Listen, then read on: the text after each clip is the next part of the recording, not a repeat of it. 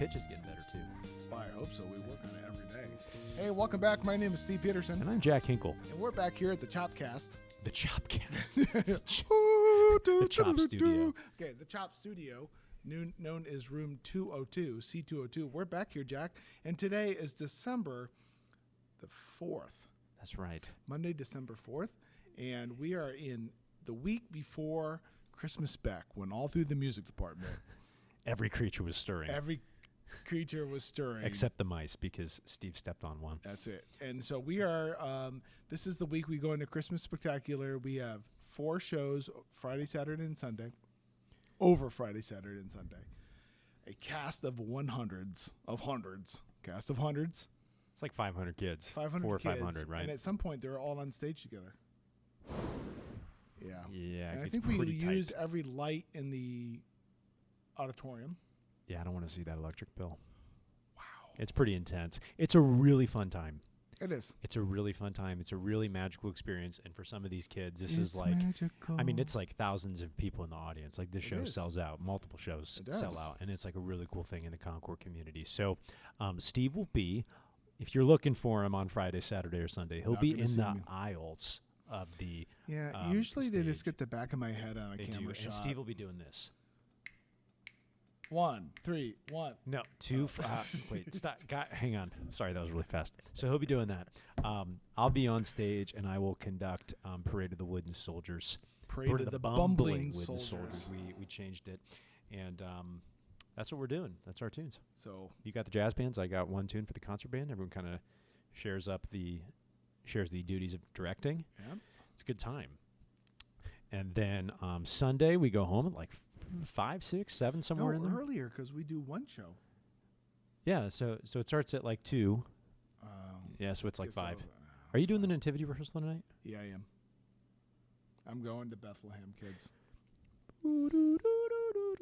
Okay. Yep, I'm doing that. Well, that's 6:30 to 9. So hopefully after this, I'll go get a cup of coffee. But I did bring some food. Maybe I just need to get out and drive around. I'd like to drive around. It's hard to stay in school like the whole day. I feel like I'm in prison because there's like not very many windows. That's what I was going to say. It's fine to be in the school, but like to be in a room without windows, like right here, like this whole wall that we're looking at right here, Timeless. it's timeless and It's it like is gray. It's like a Hallmark card. It's timeless. It's right. So I may go out just so I can see the darkness with my own eyes See and then come back Hello, out. darkness, my old friend. Okay. So speaking of darkness and gray walls and all this stuff, we're here to talk to you today About how Jack is suffering from apathy. So I suffer from apathy. yes. Like Is that what we're I talking am about? apathetic. You're Yeah, this is apathetic. actually an intervention for me. Steve's playing the long game, starts a podcast with me to intervene on my apathy. No, we're talking about student apathy. And fortunately, Steve, we don't see a lot of this in That's in our classes because we teach electives and kids we assume want to be there because they did sign up or somebody signed them up to be in our classes. But occasionally, shockingly, we do see some students who are somewhat apathetic. True? Yes. So can you clarify how apathy might look or sound in a class? You sure you want to see this? You sure want to have the podcast viewers see me? Yeah, I think we need to kind of go up here. I think our multiple choice of what does apathy look like in the classrooms. And now for all of you 5 students out there that are watching or listening, this could be attached to apathy in teachers. But for our sake right now, we're going to do stretches. Make sure apathy with students, right? Okay, so you want a couple examples? Okay, I'll be Mr. Peterson. You be Jack Hinkle. Beep. Okay. Hey, kids, how you doing today? Hello. Hey, how you doing? Hey, Jack Hinkle, how you doing? How you doing? You have a good weekend? It's fine. Good. Okay, so now what we're going to do is, all right, everybody, we're going to give one highlight of the weekend. It could be a highlight, a low light, or randomness. What do you got? Jack, what do you want to say? A highlight like over the weekend? Like I went Christmas tree shopping with my dad. It was really good. And we went out to EB Pines and cut it down, got set up in their home. So what about you? Highlight or low light? I didn't do anything this weekend. Okay. So at this time, let's move ahead. Since everybody went with their weekend update, go ahead and get out your iPads, please. Right. Good. Jonathan, got yours? Good. Sally, good. Diego, got yours? Good. Lindsay, good. Jack, you got yours? What? Jack, exactly. Oh, I'll look. Ladies and gentlemen, Jack Hinkle. Jack Hinkle. That was really apathetic. That was good. I didn't do anything. I I did so little. But you look like you were like in a catatonic phase. That's what you wanted you're to see talking what it about. looked like. You wanted to see what it sounded like. I looked very like much nothing okay, and now- sounded like nothing. Okay. Dude, I thought we were going to keep going with the iPad bit. I thought you said, get out your iPad, and I wasn't going to do anything. You'd tell me again. I'd say, look, okay. And I look for it, and I'd say, I don't have it. And then you'd be like, Jack, check your bag. And I was like, oh, I have it. And then you go, okay, get it out. And I say, oh, it's dead. And you're like, no, show me. Show me that it has and then I'd finally get it out and show you that it did have battery. That's what it is, folks. That's what we're looking at. And we have to figure out, it's our mission. It is our duty to figure out how to meet apathy because listeners, we know it exists. We can't pretend like we live in this fantasy where students 100% of the time want to be at school. We cannot live in this room. We have to arm ourselves with tools to go into the workplace and know how to meet apathy. But maybe, you know what, Jack? Maybe the students that are carrying around more apathy, or we call apathetic students, are the ones that are really the most free. They're the ones that are really portraying how they honestly feel. And maybe just the other kids are just kind of blowing They're sugar. faking it. Yeah, they're just faking kind it. of giving us sugar. You know, they're like, I don't feel like being here. I don't feel like doing your dumb little iPad game. And I'm just going to Yeah, I'm not here to socialize. I'm not here to socialize, kids, right? Or teacher, right? Yeah, quit talking to me, teachers. Josh, can you just leave me alone and Just let me sit in the corner and do my work. Just let me be. Just let me do my work. I'm triggered. Okay. This is true. This is true. So you're right. Maybe some of those students are the most free. They're not playing any game. They're just like they're doing their thing. They're hitting the punch card, clocking in. Yeah, they're in. That's all it is. That's all school is to them is a punch card with a timestamp. Like that's all there is. They're trying to get their 8 hours in. They're trying to get their 8 hours done, and then But they go. I know home. that from talking to you, you have students that are like that. I do. Absolutely. Like almost verbatim. I do. Is this like? Oh, this is Apathetics Anonymous meeting. Right. Now Hi, everybody. You have that going on in your class. I do. It's because but the best teachers have the best kids, so I'm still working. So they're really good at being apathetic. They are. They. But it's not many kids. It's not many kids, but some really dig in their feet, and I essentially do cartwheels in front of them every day. Here's what it looks like. And again, this is not disclaimer. This is not to bash kids, even though we are. Even though that's Even though very you much just what we're bashed a doing. kid right there. This is not the end goal. Is not bashing kids. That's a different podcast. That's just a step on the cobblestone to sanity. Right. And we need to talk about this. This is not something that can go unsaid because I need sanity and I need to talk this through, but it is about coming up with strategies to meet apathy and not to do this with it. I'm punching my fist together, but to do this with it and I'm interlacing my fingers. So we know how to help these kids and we know what they need, and kid A will definitely be different than kid B, right? So I try to be so, I don't try to be, I am so front loading. I am proactive when it comes to Jack apathy. is going to start to cry. He's like, I put myself out there every day for these kids and all I get. Okay. My heart rate's going up. I'm breathing heavy. I meet it at the door and I see these kids walk in, and teachers who are listening, you know what it's like when kids walk into your classroom and they don't make eye contact with you. They don't say anything to you. They're just bots. And Steve and I do this on day one of school. We teach the kids how to greet their teachers. Right. We assume they don't know how, which maybe they don't know how to greet their teachers. But like that's where the apathy starts. They didn't have Heidi Snyder because Heidi Snyder talked to them every day at the door. Didn't have Matt Ferrero. Matt Ferrero talked to them every day Every at the door. day. Every day. So here's what Jack Hinkle does. Jack Hinkle stands outside this door, and I am leaning against the wall typically. I am not on my phone. I am looking up at the kids. Are you humming like dramatic music as I do? Okay, cool. And the kids come down the hallway, and I always say, "Hey, Johnny, how you doing today? Hey, good to see you, Susie. Oh my gosh, Billy, yo, what's going on? I haven't seen you in 2 days." And that's my whole thing. And I'm talking to the kids, and I am loud.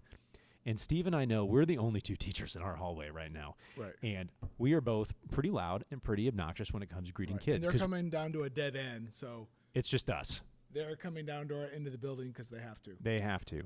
And we're both loud. We're both obnoxious when we greet kids. And that is intentional because we want kids to feel like they're important and that they matter and that we get excited to see our kids, which we do.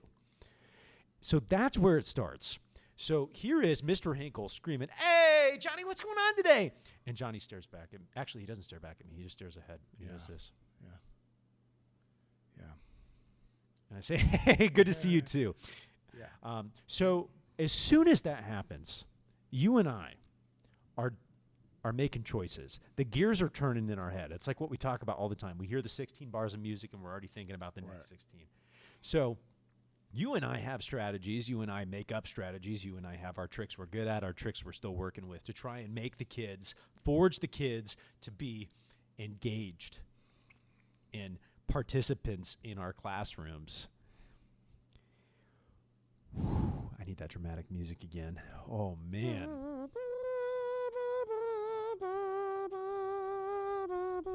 Okay.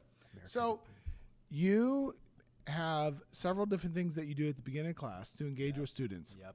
Yep. And you make it a goal to talk to every single student and to have some interaction with them, whether it's the question of the day, greeting them at the door, going up and down the aisles, up and down the rows, saying hello to everybody, fist bump, high five, hey, what's going on? So you get through, and I would assume that in a class of 20, 19 or 18 of those kids are giving it back to you at some level. Sure, and then one or two are Disconnected. truly not doing anything. Right. Here's an example of what happened. Like we were all doing a drawing activity on our iPad, and we were about 10 minutes into it, and everybody was drawing on their iPads, right? And we were all having a good time interfacing with each other, interacting with each other, and I used mine too, and we're showing each other. And then I got to a student, and can I see your drawing? Wait. What? Oh, not the wait. Yeah, I got the wait what. And I think I said don't wait what me. And Don't wait what me, bro. Don't wait what me and what? And they said what? Wait, what are we doing? And like everybody else was engaged and laughing. And this was probably going on, like they were probably drawing on their iPads for like 2 to 3 minutes. Yes. And so now you're like, what on earth were you doing the last 2 minutes? So like, what are you doing? I chose to just take a deep breath and go, fascinating.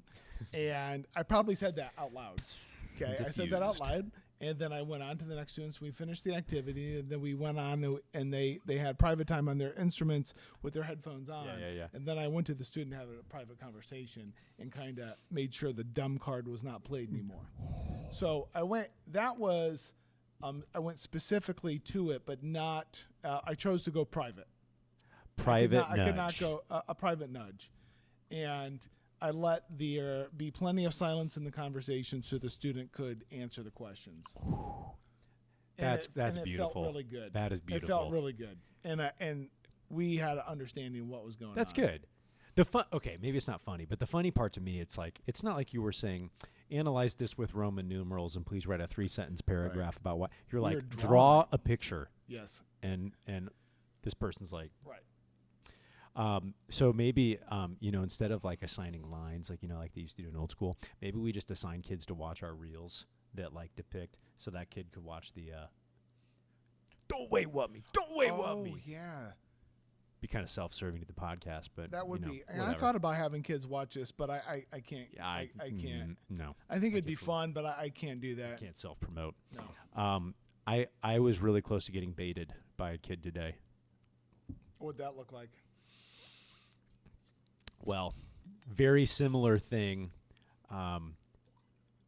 Steve talks about something called mowing the lawn, and Really? what? Really? Yeah, you do. Yeah. And this is like an analogy we've given in during marching band. And in marching band, we have our students who just graduated high school, some are in college, and come back and teach. And they're kind of like learning how to teach for the first time, and they're trying to get their chops teaching. And Steve tells them, like, you know, when all else fails, like, just mow the lawn. And what he means by that is walk up and down the rows of kids and just kind of talk to individuals, 1 or 2 words, fix this, good job, fix this, kind of that sort of thing. Right. And in Don't be stationary. Right, yeah, like move and talk to every kid every day, right? So we're walking up and down the aisles and like reaching every kid doing that. And I started doing that in some of my classes. And I'm walking up and down, I'm mowing the lawn, and a student is just like similarly to you, just like not doing stuff. And I'm like trying to get the student to participate. And the student responded in a direct and pretty rude way. Now this student, I'm not going to, some students I will walk it back and I'll say, let's try that again. Right. This student, I chose not to do that today. And I kind of did something similar to you. And I just kind of took a breath, kind of laughed, and then said what I said again and trying to work through it. If I was first year teacher Jack, I think I would have blown up on that kid. I think I would have lost my mind because I'm just like, you should not be doing that. You should not be doing this in my class. Wait, what? You will work. You will. And that I know that kid well enough to know that that is just not going to work, and it's going to make things worse.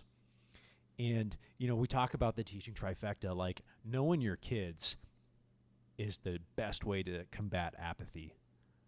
Knowing your teaching, sure. Knowing your content, yes. But child A, you need a different reaction than child B. Child B, you need a different reaction So than what child is the C. reason that you didn't walk it back with him? What was the reason that today you decided to go ahead and then treat it the way you did? I'm really more concerned with that particular student getting work done and turning in assignments than I am with learning how to function in a class. I know that's like kind of backwards for what I normally do, but I have made the executive decision with that student. That's where we're at, and I want to get him moving. So did that student move on? Yep. We got it working. We got it going. He turned in something. So there was motion. There was lack of apathy. And I will say, a second disclaimer, I normally am very much a process over product person, and I've told that statement to my students before. I think the process about how you complete your work or how you work as a group or as a team is much more important than the final product. I'm 99%, that's the way I'm rolling. But we're reaching the end of the semester, and the assignments can pile on, and it's some kids just need to go. Right. So I kind of flipped the script for that student today, and I'm just like, let's get this moving. Just get it moving. So that's why I chose that. So I want to go back to you and I had talked about, like, before this episode, like what our first year selves were like, and what we wish we could tell our first year selves. Run away, run. I just watched Hunger Games. I just watched Hunger Games on Friday, and it'd be like they say ready, and you get brought up on that pedestal, and like you're in a classroom. I would just like run 10, into the woods. 9, 8. 8. And I've been 7. like, no, go, mommy. I would have not run towards that school to get my supplies. I would have run back and got like a Twinkie and a bag of Pringles, a box of Pringles, and I would have just like sat in a corner in a fetal position and said, no, I'm not going. You can't make me. Seen Mr. Peterson today? Yeah. Oh, the guy crowded in the corner, yeah. the little ball. Yeah, Hunger Games for Steve Peterson. No, I would not been rushing to the supply cabinet to get my stuff. So that's why right before class today you go. Yeah, And of course, as I'm listening to Hunger Games, because there's the new Hunger Game that came out, right? Yeah. And I was thinking, well, maybe Kathy and I, my wife, should go to the movies. And as like the Hunger Games, but I was like, I need to get up to date. So she came home from work on Friday night, and I'm like halfway into woo. And of course, that melody plays, and I'm like, what note is that? And it's like the minor third down a half step down to the fourth, right? Yep. Yeah, I'm woo. Do me re sol. Yep. Right. And I kept on doing that. And so, yeah. So that's what I was thinking about Hunger Games. I don't think I had apathy with the students I taught. I had like you just had violence. I had like belligerence. I had belligerence, and I think I came really close to leaving the teaching profession after 2 weeks. I got in a car with Kathy, and I go, how long is this lease for? I don't know if I can do this. And it was a sad time for Mr. P. And I think she encouraged me. She said, okay, look, think you need to give it 2 years. Think it 2 years? You mean weeks? No, years. Months? Steve, years. No, 2 years. You can do this, buddy. 2 years. And that was a push. That was a push.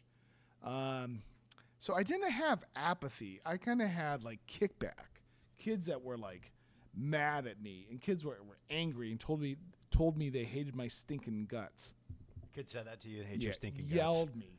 He wanted to be drum major. And that was the boy that said, I hate your stinking guts. Was that during the audition for drum major? There was no audition. He's like middle conducting. He's like, I hate your stinking guts. Yeah. Off and down and I hate Mr. Peterson. So he quit. That was his apathy. But you didn't, which was important. I made it through 4 years at that school. And we've heard in previous episodes on the podcast that year 4 looked incredibly different than year 1, both for the kids and for Mr. Peterson. And I didn't have apathy, but I did have kickback, and I did have like kids that wanted to like come after me, like, physically. You never got hit though, right? You're safe? No. Okay. Having had both kickback and apathy, which would you rather have in your classroom? My gosh. I think the sane side of me is I'd rather have apathy, but the juiced up side of me would be like, bring me the rowdy kids. Let's go. Bring me Darnell, round 2. I wish I could see Darnell. How old would he be now? Like 40? No, like 35. Yeah, that would have been like 35 years ago. Yeah, he'd be 45. 45. Darnell, if you're out there and you somehow give me a call. Dude, let's get Darnell on the podcast. Yeah. Okay, Chops Nation, find Darnell. He's somewhere in Illinois. I don't know. That's where he was. So that's a good question. I think we've talked about that before. Would you rather have a room full of rowdies or a room full of like kids that are like disengaged and like nonverbal? Would you rather have kids that you had to help them be quiet or help them to talk? See, non-teachers listening must be thinking, say apathy. That's better. Because that's so easy. You can go to your computer, then you can just play Minesweeper, and you don't have to worry about it. Just give them the worksheet, and they don't know. No. That's not how any of this works. No. If this was like a jazz band, probably the rowdy. I'd take the rowdy. If this was like a music theory class, actually probably still the rowdy. I think I would take rowdy because rowdy has direction. It's just the wrong one. Apathy has... Well, it has the energy, and you just have to help funnel the energy into what's going on in the task at hand. And the fun thing about the rowdy is that, like, you can shake up the can and, like, pop the top, and you can get, like, a little celebration over here or there. Now, it's hard to get them back afterwards. Yep. But at least the energy that you give and they give kind of pays off. But when you're working with apathy, you are the one you're, like, throwing out all the energy. Dude, it is exhausting. It's exhausting. At least like if you have the kickback, you're literally getting energy back. But like teachers that are listening, like you all know what it feels like when you are doing cartwheels in front of a class of 20. And I think the for those of you that know the movie Ferris Bueller's Day Off, Bueller, it would be like someone, anyone, Bueller. Except when we do that, we're like, Bueller, hey, Bueller, hey, over here, come on, board screen. That's what it is, and kids just stare at us, right? Like that, and we're like, okay. No, I shouldn't say kids. I should say some kids. Some kids. A small percentage. But it's enough that it makes me go, are you serious? Like I am jacked up on caffeine and screaming. It does get your attention. It does get your attention. And you can say, it doesn't bother me. Just go on. Just go on. But if you're trying to get to every kid, you know. So it'd be interesting to talk to some primary school teachers, like to have students are disengaged, and maybe at that level, I would be interested to know like more of the power struggle, what's going on, because like the teenagers, some teenagers, I'm guessing do the apathy as a power struggle. Yeah. Oh, that's a good. But maybe thought. I don't know if you have the wherewithal as an 8-year-old to do the mopey. Oh. I'm not going to. I think maybe they. That's big. That's good. That's my big boy pants thought. Big boy pants. Because I think the apathy is a power play, and the apathy can be a power play because you can't make a kid do anything. No. That's okay. Another thought I wish I could tell Jack as a first-year teacher: you can't. Go into law. Okay. Be a horrible lawyer. I can't read. You cannot make kids do anything. No, you can't. Teachers listening, you can't. You cannot make them do anything. There's I think the old school administrators. No one I know, but like just the thought process where the old school teachers like, just kick them out of the room. You sure about that, dog? You're right. Hey, Mr. P, I hate you. Leave. No. Leave. No. Oh, where's my no cards? Okay, shoot, I'll make this easy. I'll leave. Okay. Yeah. I'm serious, like, cause I've never kicked a kid out of class. What? I don't. Is that true? I don't think I've kicked a kid out of class. Have I? Have you been in a class when I kicked a kid out? I've removed kids from. Okay, I've removed kids. That's not true. I've removed kids, but even when I remove kids from class, I always do it like sideways. Yeah, like what would you go get me a cup of coffee? No, I would say what I normally do is like, come talk to me. So I might pull a kid aside and just say, come here for a second. And I talk to him, and then I leave the room with them. And then I say, stay here. And they're outside. But that's like from like you see what I mean? Like I'm not making it, because then if they have to say, I'm not leaving, that's them like kind of flexing back on me in front of their crew. If there's kids in the room, they'll do that. But they don't need to flex when it's just you and them, right? When I taught in Kentucky, I had a kid that he was in this class called music appreciation, which was actually you referred to music as depreciation, because it was awful. Because I was the world's worst teacher. I securely in first place in teaching. So I kicked this kid out of my class, and he wouldn't go, and I took his backpack and I tossed it out the door. And he stood up, and the band room went outside, so I threw his backpack outside. Oh my God. And so he stood up and he goes, "Do you want to go?" Like he wanted to fight me, and I was like, well, you threw his backpack outside after I asked him to leave. I mean, I just tossed it. I didn't make like a big thing. I just tossed it out the door, and I was like, "Go!" I was like, "Come on!" But that was first year teacher Steve. So. But you do have that choice of a kid saying, "No, I'm not moving." Then they ratchet it up. Yeah, that's another hot take for a first-year teacher, Mr. Hinkle. Don't escalate. Don't escalate. And back then, I think I would have escalated to save face. Like, I'm the one in charge. I'm the one doing it. Now I'm like, no, just stop. Just calm. I think that's true. That's pretty good. What's pretty good? Which That's part? good that you're reflective about that. Yeah. Because but that feeling though. It's lonely, man. It's lonely. Because because you still got like 20 other kids in that room watching it, and Well, and they're kind of watching it like a They're like, prize I fight. know, Like, they're hey, like, what's going to happen? hey, What's you going got to happen? popcorn? This What's is- going on? What's going on? What's going on, man? You think he's going to toss him? Wonder what's happening. Wait. He Is he just gonna do threw it? his- He threw his backpack out. You know. Oh, is he gonna go? Are they gonna go? Yeah. He wants to go. No, that's good. You can kick out a student, remove a student from class, but you can kind of do it in the side doorway, so it's not really a power struggle. Right. Yeah.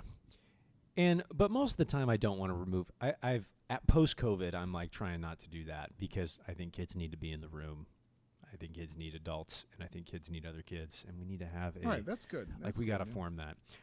Okay, so backing up to the original topic, how to meet apathy. I think you use humor as a big tool of diffusion. Mm-hmm. Another one you taught me, you're going to go, really? I taught you that? My You're like, gosh. take the sails out of the wind, or take the wind out of the I sails. learned that from my wife. Which one is it? It's you don't take the wind out of their sail, you just take their sail out of the wind. So the blusteriness, the attitude, the energy is still there, but you just kind of sidestep redirect it. Okay. So, well, don't even redirect it. You just take the sail, and so if the wind is 'cause coming they're at you, bluster, you then I sidestep, and the wind Ooh. keeps going. There you but you go. don't get caught up in it. You know, go ahead. Just you're angry or you're defensive or you're apathetic right now. I'm going to move to the side, and I'm going to let those comments go bypass me. And I think the quickest way to do that is with humor. Like, it's kind of like when you were like a little kid and you like got really ticked off and you're like pouty, and your parents are like my parents used to do this to me. They say, "Okay, don't smile. Don't smile. Are you smiling? Oh, you're smiling." You like that whole thing? Because you try so hard not to do it, and then you can't help yourself. So a kid might come up to me, and they might be like blustery, and like get all upset. And usually, all it takes is like one slightly sarcastic statement, Right. just to kind of get them back. That's true. I mean, you can have your pick of it, and like, man, the McDonald's breakfast must not have been very good today, or something, right? And then, Somebody had their grumpy O's, Yeah, right. And then they just kind of go, oh, okay, whatever. And then they move on.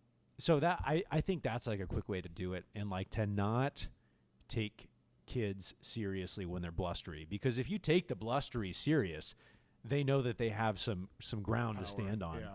And so it might feel rude to like laugh something like that off, but that's like a tool in our tool belt we have to use. Right.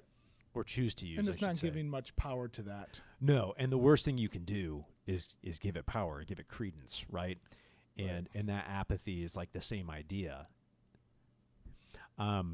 Another thing that I found helpful, and you and I teach a skills performance-based class like band, but you and I also teach like an normal old school academic class, music theory.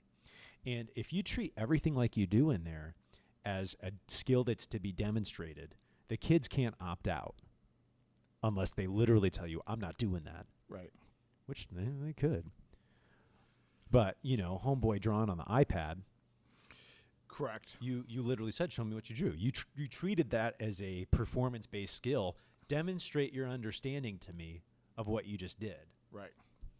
So you sniffed out that they weren't doing something, Right, where in maybe right, another right, class they right. could have flown under the radar. Right. I specifically went up to them and addressed them, but it was nobody else heard the conversation. Perfect. So there's no other audience. Perfect. So that worked. I think I've invited.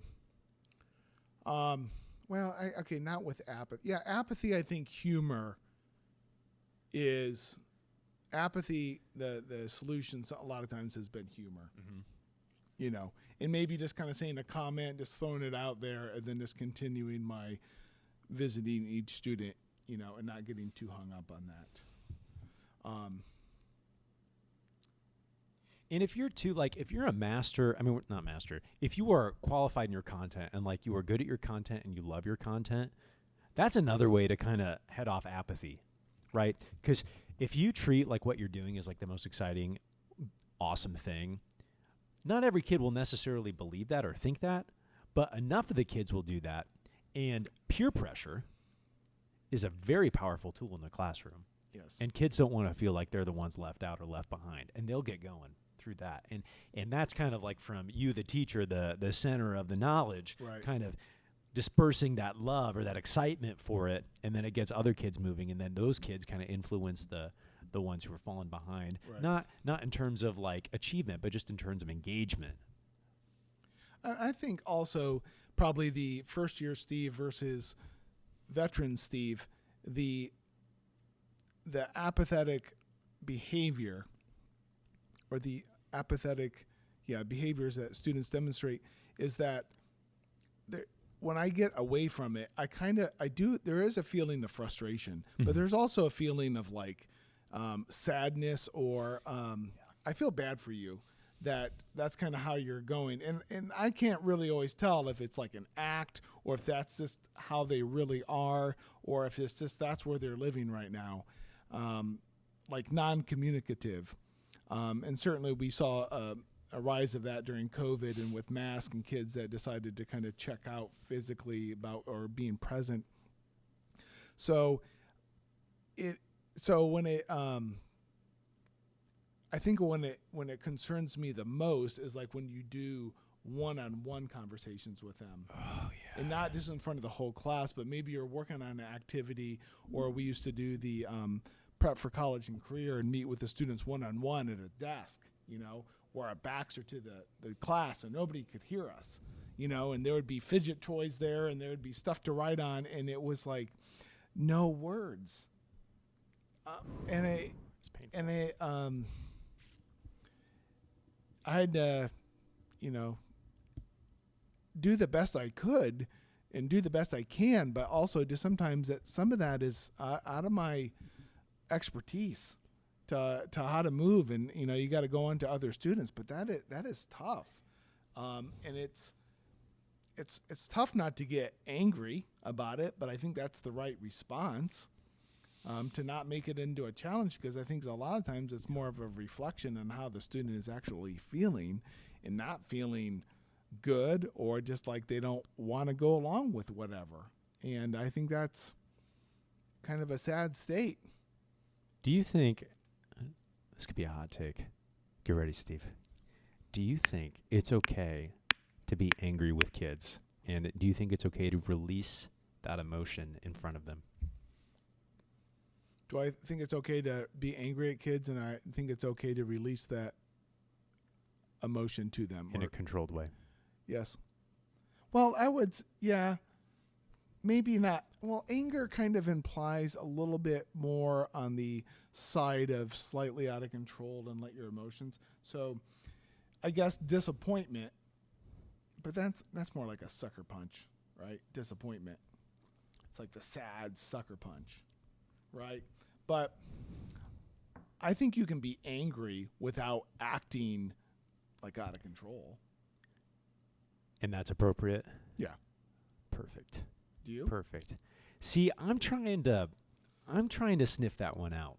I will clarify. I am always in control of my emotions when I teach. I will never let myself do anything stupid or say something I regret. I am like, I've made it this far. Why are you looking at me like that? That's pretty strong word saying I never. I'm not going to guarantee that of myself. I think there's a lot of room for chaos. I'm saying I haven't done anything. I don't think I've done anything. No. So I feel like I'm pretty in control when I'm teaching. And I've kind of thought I need to start letting some of the inner anger become outer a bit more as a tool. I don't know. Is that bad? Do I need to cut this whole segment? I know some students or some teachers that will act angry and they'll say, I wasn't angry. It just kind of ramped it up. Oh, okay. But it was like you made yourself ramp it up. So you were in control. So you were in control. Okay.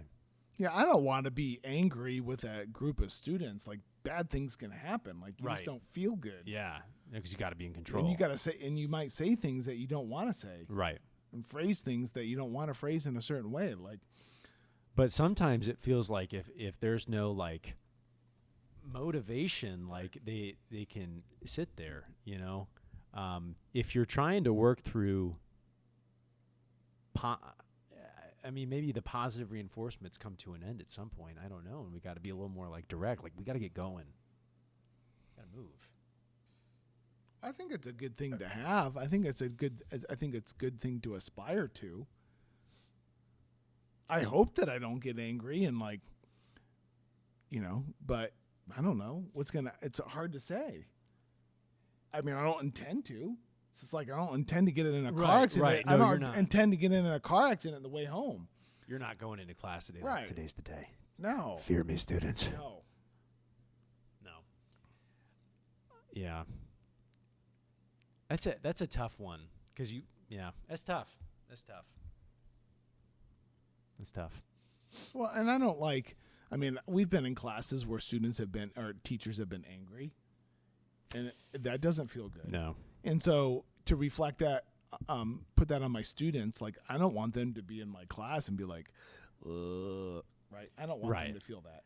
I think, something I started doing, then I got this from a person I student taught with back in the day, is that anytime you kind of get a little more direct, a little more heated, there's always some like diffusion right after it.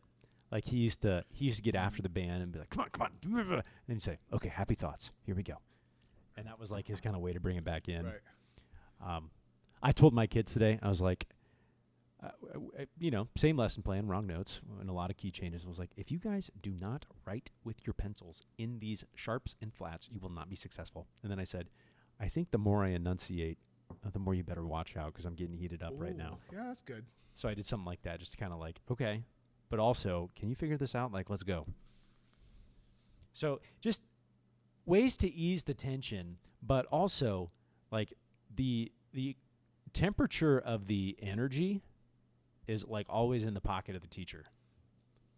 Like you've got the thermostat, right? And the kids might have an up day, they might have a down day. This pocket over here might have an up, this one might have a down, but like using what you have and like trying to control it and make it what you want and make it consistent. Gosh, that's the challenge. But it's also that's the game. Right. That's what it is. Ugh. I'm full of energy right now. We should. I know you might need to go for a run. Are you going to go for a run? I might take a rest day today. I've gone 5 days in a row.